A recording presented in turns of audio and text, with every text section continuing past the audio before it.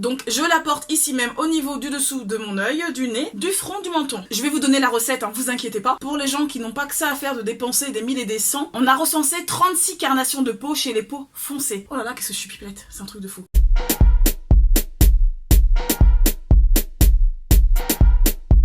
Salut à tous, c'est Kay. Alors petit changement de décor pour une vidéo un petit peu spéciale. Aujourd'hui on va parler maquillage. Mais surtout ce qui est plus important c'est qu'on va parler de maquillage naturel. Comme vous savez je suis passée au maquillage naturel depuis un peu plus de 4-5 mois par là. Alors avant j'avais beaucoup de problèmes de peau. Là comme vous pouvez le voir il m'en reste quelques-uns. Quelques petits soucis au niveau du front. Je n'en avais plus il y a de cela un peu plus de 2 semaines. Parce que j'entretiens ma peau. Ça passe aussi bien par le lavage que par les crèmes hydratantes et tout. Avec des produits naturel et j'utilise du maquillage aussi naturel. Alors pour les personnes qui me suivent sur Instagram, petite parenthèse, si vous me suivez pas encore, qu'est-ce que vous attendez?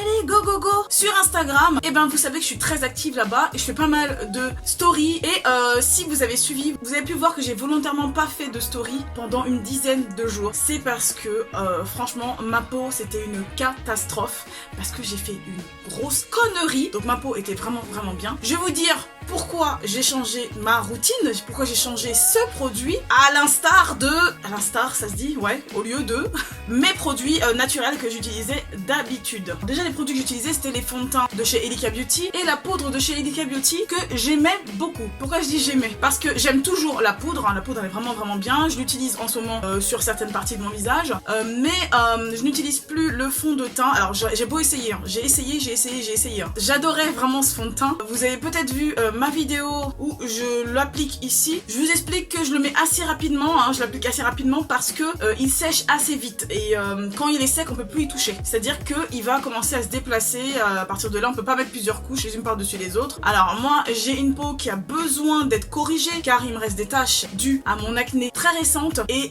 par rapport à ça c'est pas un fond de teint qui va me convenir. Il y a quelques temps ce qui m'arrivait c'est que moi je me lève très tôt le matin. Vous voyez je me lève à 4h et je dois partir de chez moi avant 5h. Bon voilà je vous raconte un petit peu ma petite vie mais bon ça a son importance. Pourquoi? Parce que normalement je mets entre 10 et 15 minutes pour me maquiller. Là à cause de ce problème de fond de teint je mettais 40 voire 45 minutes à me maquiller. Juste pour le teint, je galérais. Et je finissais par mettre juste du mascara. Et je mettais mon crayon à lèvres, mon rouge à lèvres vite fait dans la voiture ou un peu avant. Sur le rouge à lèvres, c'est vite fait. J'adore le rouge à lèvres. J'adore.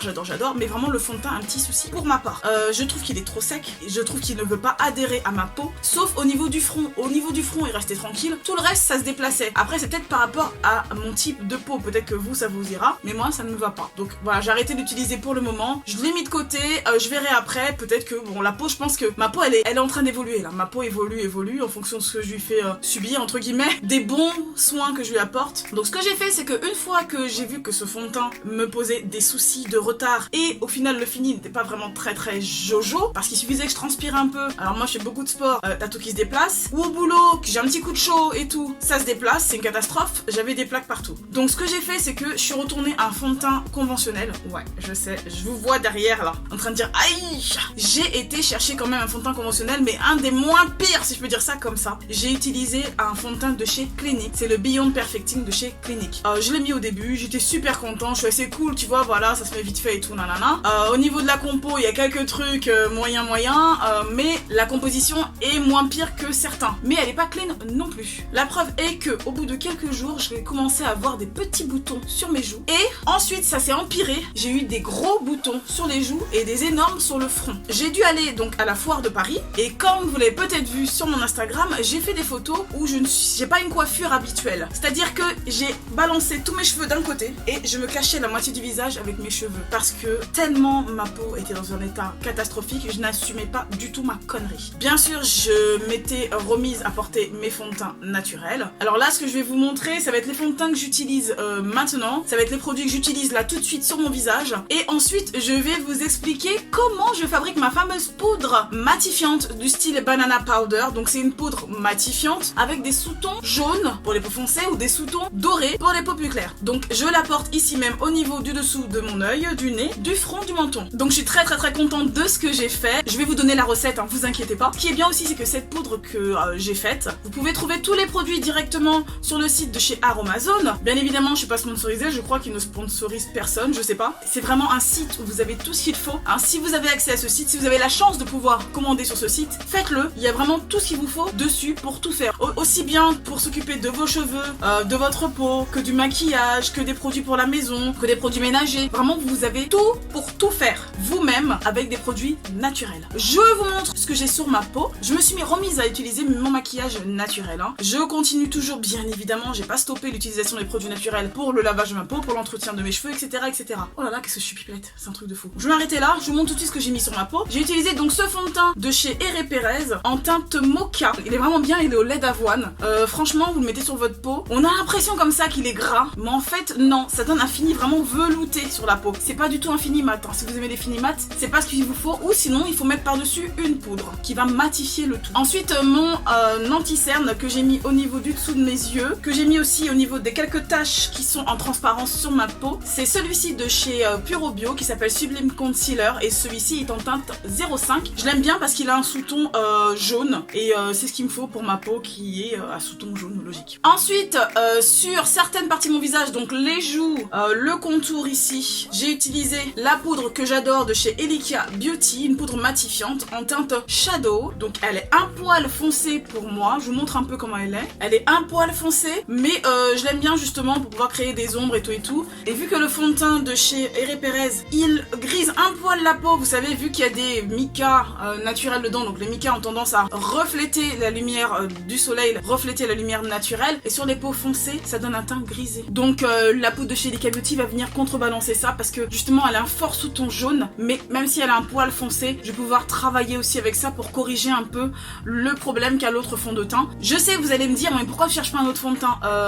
Je vous rappelle, si vous posez cette question-là, que j'ai la peau foncée, si ça ne se voit pas. C'est déjà très difficile de trouver sa teinte dans les fonds de teint conventionnels. Alors je vous raconte même pas, au niveau des fonds de teint bio, on a recensé 36 carnations de peau chez les peaux foncées. Donc voilà, il n'y a pas 36 fonds de teint dans chaque marque pour les peaux foncées. Là, il y en a qu'une, voire deux, parce que l'autre, je crois qu'elle est plus claire que celle-ci. C'est pour vous dire que si vous avez la peau un peu plus foncée que la mienne, vous n'avez pas trouvé malheureusement dans cette marque-là pour le moment. Je sais qu'au niveau des peaux très très claires, vous avez des soucis pour trouver votre fond de teint adapté à votre carnation, et pour les peaux très foncées, c'est la même, malheureusement. Donc moi j'ai trouvé celui-ci qui se rapproche le plus de ma teinte, je le garde parce que j'adore sa composition, il me va super bien. Ensuite j'ai utilisé ce fard à joues de chez Colorizzi en teinte Roméo, voilà, tout simplement, j'aime bien en mettre un petit peu, des fois j'en mets pas du tout, voilà, j'en ai mis, voilà. Et sur mes lèvres, j'ai utilisé un crayon de chez Neve Cosmetics, il est en teinte Witch. Tout ça sont des produits naturels. Maintenant je vais vous parler de ce qui vous intéresse, bien évidemment. On va arrêter de pipeletter. La poudre que j'ai fabriquée. Donc vous allez peut-être reconnaître ce petit pot,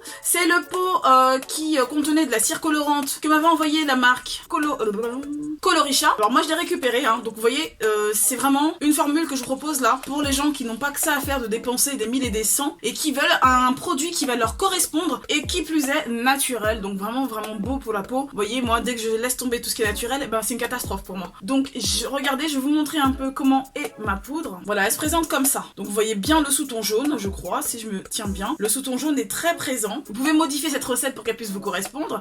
Elle est opaque quand même avec un sous-ton jaune et elle va quand même bien renvoyer la lumière. Moi c'est ce que j'apprécie. Vous allez voir sur le tuto qui suit que vous pouvez tout à fait adapter cette recette pour qu'elle vous convienne à vous. Vous allez voir qu'il faut pas grand chose pour fabriquer cette poudre et qu'elle est beaucoup mieux que la banana powder, car la banana powder que vous connaissez, que tout le monde connaît, c'est une poudre conventionnelle et là vous évitez tous les désagréments et en plus elle est bien plus chère que de fabriquer ceci. Vous allez voir que les ingrédients que j'ai achetés vont pouvoir me servir pour très très très longtemps étant donné les quantités qu'il y a dans chaque petit pot, chaque petit sac. Vous allez voir que vous pouvez en refaire et là en fait ce pot là je pense qu'il va me durer un bon 6 mois minimum, voire une bonne année. Bien évidemment dedans j'ai mis un petit quelque chose qui va me conserver tout ça à l'abri des bactéries, vous allez voir ça. Donc c'est parti, trêve de bavardage, je vous laisse tout de suite avec le tuto.